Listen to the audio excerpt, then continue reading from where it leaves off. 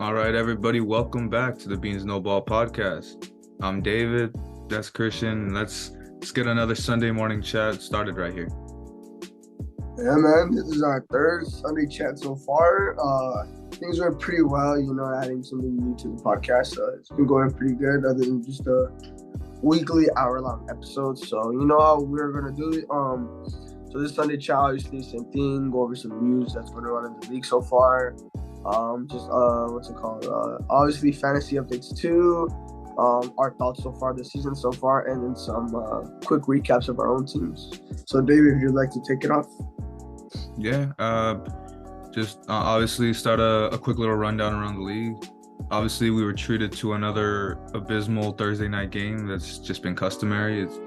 Obviously, we won't go too deep into it, and we'll recap it thoroughly for the next full episode. But I mean, it's just I think we waited until the third quarter to get a touchdown, even, which I mean, it was a decent throw by Fields. But I mean, he was like on the ground all night, and it was just a poor game as usual. But I mean, apart from that, there's a pretty decent amount of news around the league. The Colts are down to a third string running back to start with both Nyheim Hines and Jonathan Taylor out on injury for this weekend for the foreseeable future for a moment. So we'll see how they manage. They've already been struggling, and it's just another hand to be dealt by the Colts. Yeah, another thing that's going on too, with the Commanders too. Ron Rivera had his little rant during the press conference. So I guess supposedly Dan Snyder forced that Carson Wentz trade. I mean, from the looks of it, it does seem like it is true. And in that case, that was a very, very horrible call by Dan Snyder because Rivera's got them nowhere so far. I think we're already like a quarter into the season, a little over a quarter into the season. Yeah, we're already like just a tiny bit over a quarter of the season, and a third of it. Yeah. And it's just it just hasn't been good for the Commanders so far at all. It just hasn't been Carson Wentz. When I found that when that trade first came around, I saw it, and I'm like, Commanders. I mean, at that point, you kind of realized the Commanders just settled for an easy option to just pick up at Carson Wentz was their last resort. I mean, it was pretty obvious, and because of that, I already knew he wasn't going to do well with the Commanders. Yeah, because I mean, who was left on the market? Because after obviously they weren't going to end up getting Watson or Wilson, but like those were obviously the big guys this offseason. But I mean, yeah, you could tell they had just settled at that point, and I mean they had taken their losses. Yeah, it was just bad. And Dan Snyder, he needs to go. He's not a good. What is he, the owner or is he the GM? He's the owner, but obviously at some point last week the news came out that he had apparently dirt on Roger Goodell and other NFL owners. So now he wants to blackmail, and he's got private investigators and all that. So I mean, that's just more news to come in the coming weeks for the NFL. Yeah. And apart from that, one other big key factor with the trade deadline looming in about a month, I think the Panthers have finally confirmed that Christian McCaffrey is on the trade block. So that's going to be obviously a hot commodity, and everyone's going to be interested in seeing what they can give up for him. I think one of the biggest suitors as of late has been the Bills. Obviously, a solid run game could probably be the one of the key factors that could just put them over the edge and really put them ahead of everyone else. So it could be scary if they do end up landing him. I want to say, well, honestly, it's common sense to know that McCaffrey's worth first round picks, but like he's just so injury prone, so you never know. Honestly, I wouldn't be surprised if he gets traded for like a third rounder, maybe fourth, just because of his injury prone.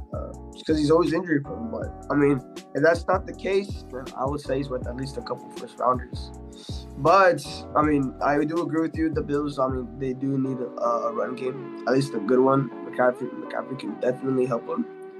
But I mean, honestly, I don't think McCaffrey's gonna go anywhere. I think he's gonna stay. I don't think Carolina's gonna lose him because the Carolina's already in shambles. Losing a star running back already is just gonna make it even worse for them. And the only thing you could look at that point is like if they just go full rebuild. And Yeah, I mean, I'm pretty sure they're already in line to have a top pick. I mean, they might be the top pick at the end of the season. Baker's obviously on the way out. They already fired Matt Rule. You would think it's just gonna be a complete fire sale, and either they start building around, was it Matt Corral that they picked up this year, and or if they don't think of him, I mean, it's a decent QB class this season. And I mean, if not, I mean there's obviously other pieces you could go with a top 5 pick this year. Yeah. And then another thing going around too, well, not going around, but Tua is finally out of concussion protocol, so that's a good sign for Dolphins fans. But he's not coming back till next week. So I think Bridgewater also came out, so he's not going to start. They're still going to go with the stringer. I keep forgetting his name, but they're going with their third stringer. But I think Bridgewater will be backing him up if just the injuries keep coming for the Dolphins. Yeah, and I don't think they're gonna beat the Vikings this week. If they had Tua, they possibly could. But I mean, it should still be a good sign for Dolphins fans. You guys may possibly be 3-2 by the end of the day. But when Tua comes back next week, I mean, they should bounce back right away. So I wouldn't be too worried if I'm a Dolphins fan. Yeah, so with that being just a rundown of everything going around the league, let's get into the Cash or Trash segment. Obviously, I kicked it off last week, so go ahead and give your picks this week, Christian. All right, so for my Cash Player of the Week, since we're doing receivers this week, I got Jay Jettis. I feel like this is another easy, obvious pick for me, since I mean they are playing the Colts. I don't think Marshawn Lattimore is gonna get the best of them. I think Jay Jettis is gonna. No, not Jay Jettis. Wait, I already fucked up. The Dolphins this week. Yeah, I fucked up. They're playing the Dolphins, right? Yeah. So would that be Howard? No, I mean, yeah, regardless, I'm still gonna pick Jay Jettis. Then I had a brain spasm real quick. But yeah, regardless, I'm still gonna pick Jay Jettis for that. The Dolphins D is pretty good. I'm not gonna lie, it is good. But like, I think Jay Jettis is gonna get the best of those corners because I mean, and look what happened last week. I mean, they got blew out by the Bills. Was it the Bills? The Dolphins? No. I'm last week it was the Jets, and they got taken apart by the Jets. The Jets, there you go. You see what those Jets receivers did? Those Jets receivers literally got the best of those DBs. I mean, just all around, Miami really shut down that game. I feel like it's gonna be the same game today, like last week. But yeah, Justin Jefferson, yeah, he's gonna go off against that. Like I always say, inconsistent defense. And then for my trash player, I'm gonna choose George Pickens. When George Pickens got drafted to the Steelers, you know, I mean, I like George Pickens. He's a cool guy. He's a cool receiver. He has a lot of heart, talent. But I mean, he really hasn't been doing like that much for the Steelers, you know. And I don't really blame him. I don't blame him because of the quarterback situations, you know. He is getting open and all of this and that. But with Kenny Pickett under center, I don't think he's gonna get any targets, let alone any good, at least any receptions. So that's my trash player of the week. Yeah, I mean, like you said, it's hard to go by, but you got to look at it both ways. Also, with who's throwing them the ball when you're thinking about a receiver. Yeah.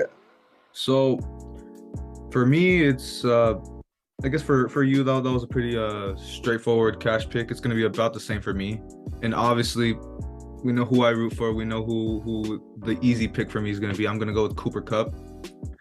Especially going against a really struggling Panthers team this year, a struggling Panthers defense. They have obviously no identity on either side of the ball. I just obviously I see this as a game where he'll go off, and he even in all the turmoil that the Rams have been through this year, Cooper Kupp's still been Cooper and the defense have been the bright spots, but obviously offensively it's all been going through Cooper Kupp. So with Stafford forcing it to him every other play, I got no other option but to take him here. So Yeah, gonna have to go with Cup for my for my cash pick, and for trash, I'm gonna go with AJ Green, who, I mean, he's hit or miss, I guess, for the most part, in most weeks. He's going against a Seahawks defense that isn't too crazy, obviously. I mean, it's about an even matchup, I would say. But I mean, I have the Seahawks winning that game anyway.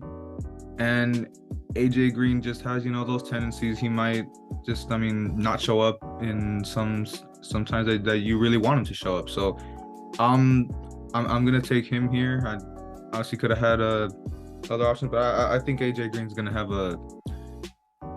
probably a slow game that could possibly take the Seahawks over the top. And before we move on to fantasy, let's recap our picks last week that we forgot to start with. But yeah, obviously for our cash picks, I went with Austin Eckler of the Chargers. You went with Nick Chubb of the Browns. That was the matchup of that week in the Chargers Browns game, and I came out on top for the first time on this show here. Austin Eckler got 35.9. Nick Chubb only came away with 25.4. It was It's very they both had great games. Obviously, it was two smart picks for some running backs to go off, but Eckler had the better game, and the Chargers won that game, so it makes sense for the result.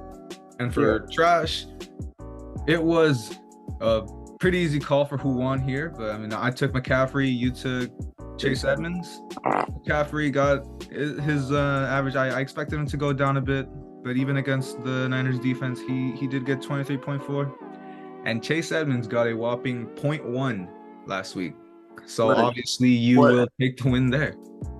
Nothing much else to say after a slow week like that. Obviously the Jets had a big struggle again. I mean, the Dolphins really struggled against the Jets on both sides of the ball. It was bad. So now we can move on to fantasy, and let's get started. Teams will be on the screen, and well, I have a decent amount of my team on bye, so I'm gonna have to move guys around for a little bit here. And well, at the quarterback position, I'm still rolling with Stafford. I don't really have too much trust in who I have backing up, so I'm going with Stafford. And obviously, you see who they're playing. It's the Panthers. I'm expecting decent enough out of him. He'll probably still throw a pick, but as long as he can actually throw more touchdowns than picks, I'll be happy. And then with Derrick Henry on bye, I did move Devin Singletary into the regular running back spot instead of just as the flex like I've had him last week.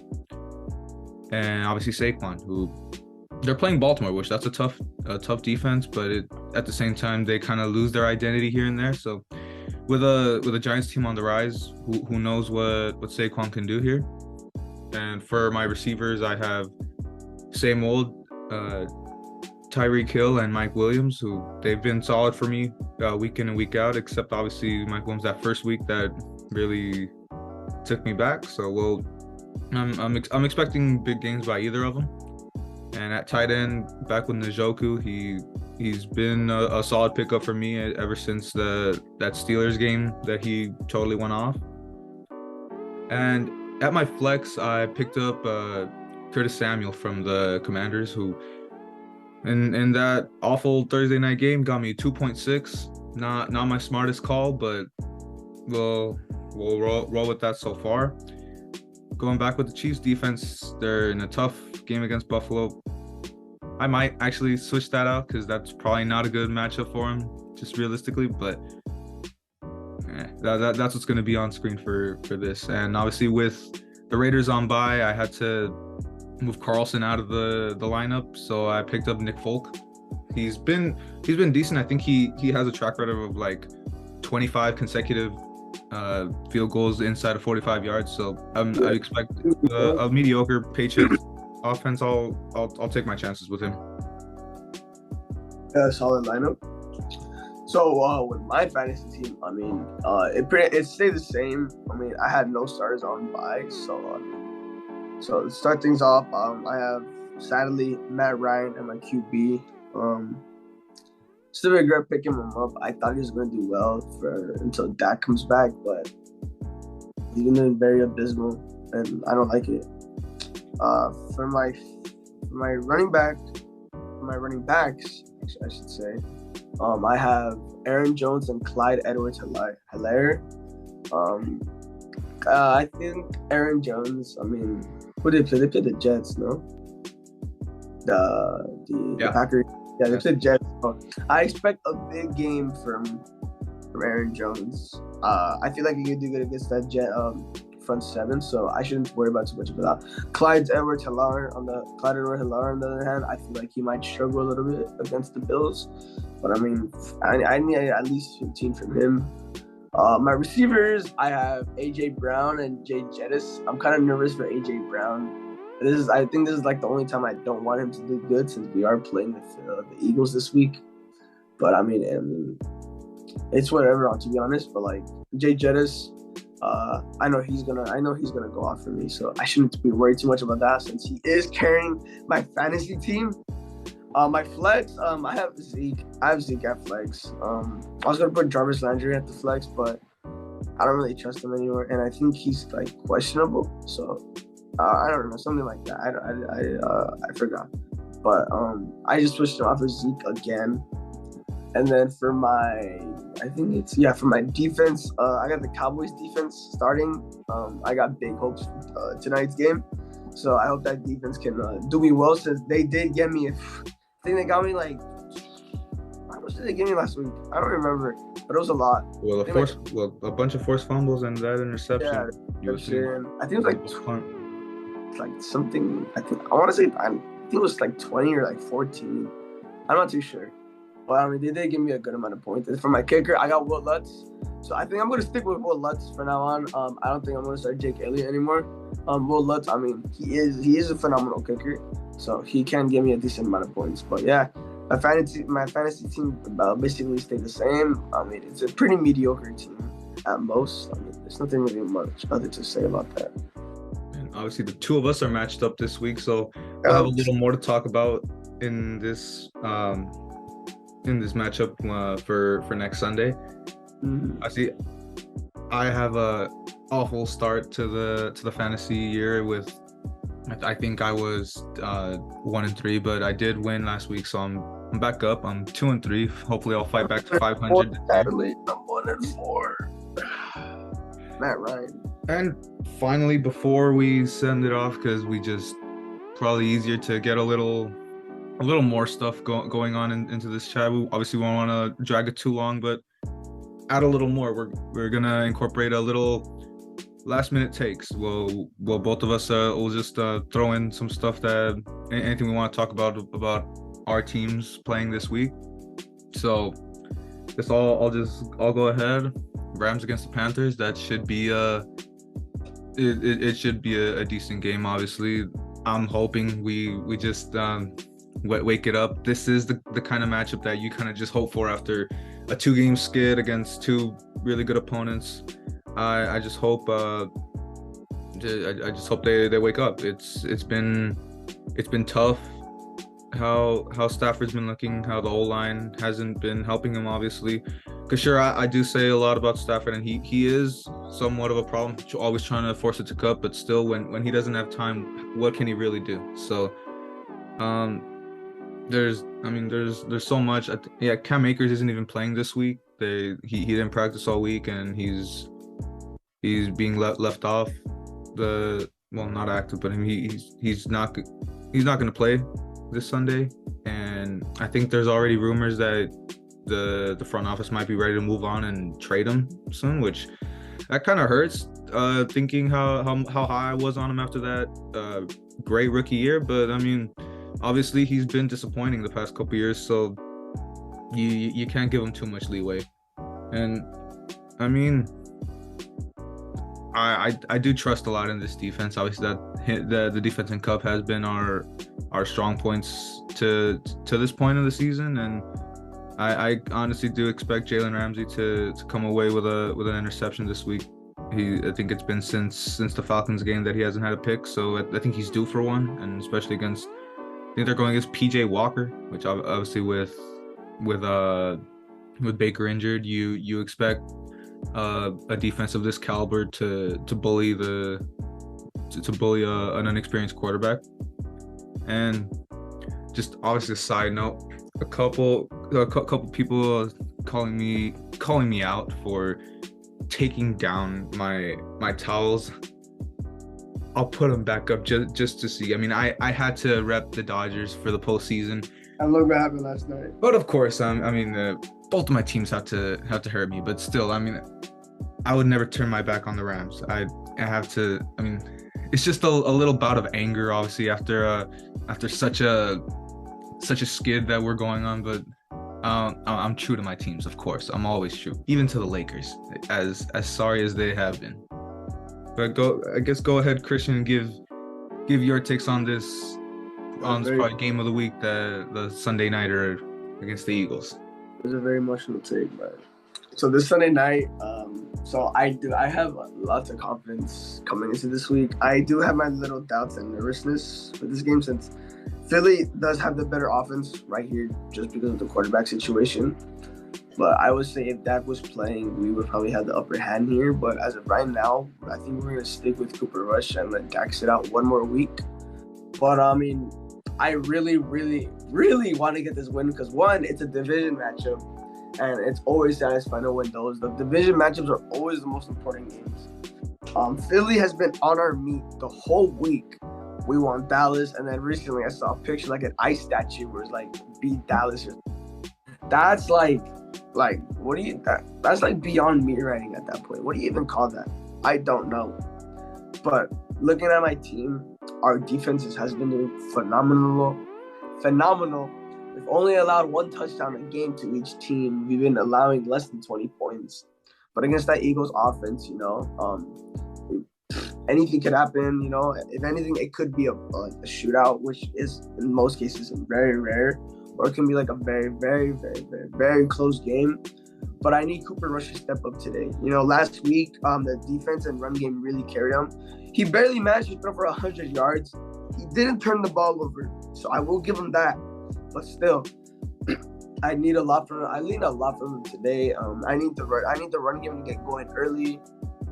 I need that defense to pop off. But that Eagles O-line, especially Lane Johnson, man, he's been doing very good so far this season. The whole Eagles O-line has been amazing. I need DeMarcus Lawrence and Micah Parsons to I need them to go crazy today. Get Jalen Hurts a couple times, and then obviously on the defensive back side, Trayvon Diggs, Jordan Lewis, Anthony Brown.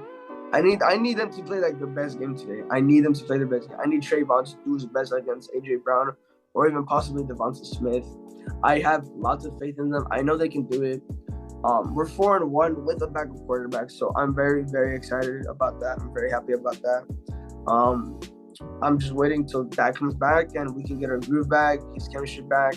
I want a big game from Michael Gallup as well. He's been decently quiet since he came back, but it's okay. He did have a touchdown against the Commanders, but he is getting used to that. He is getting used to playing again after that ACL. So I'm not gonna put too much pressure on him, but it would be nice to get some good games going from him. But other than that, it's been a great season so far for us. So far, for now. I thought our season was going to be over as soon as Dak went down, but as soon as Cooper Rush and that defense stepped up, really got my hopes back. But I really expect a win today. It'll be amazing if we can take down the undefeated Eagles and really show the Eagles that they're frauds. But as of right now, I just gotta wait. And I'm still hoping for the best, but Cowboys are really, really making me happy so far, and I love that. Yeah, so obviously with good reason you got all that confidence how you guys are looking. But that's gonna just about do it for our week 5 edition or no week 6 edition of this Sunday morning chat. Obviously another successful week of getting 2 episodes out, and as soon as I do get this one out, hopefully at least before noon, right? That's what I've been at least good at for. But yeah, just obviously we'll keep getting these out. We'll hopefully have this other one out by around noon Wednesday for the nice longer episode. And yeah, that just about does it. I guess, Christian, if you have anything else. Yep. Just like to congratulate both of us for another successful week. Podcast is doing very well. Kind of glad we did this. But I mean, other than that, there's really nothing else. Just another successful Sunday, little episode on Sunday, and we'll see you guys later this week.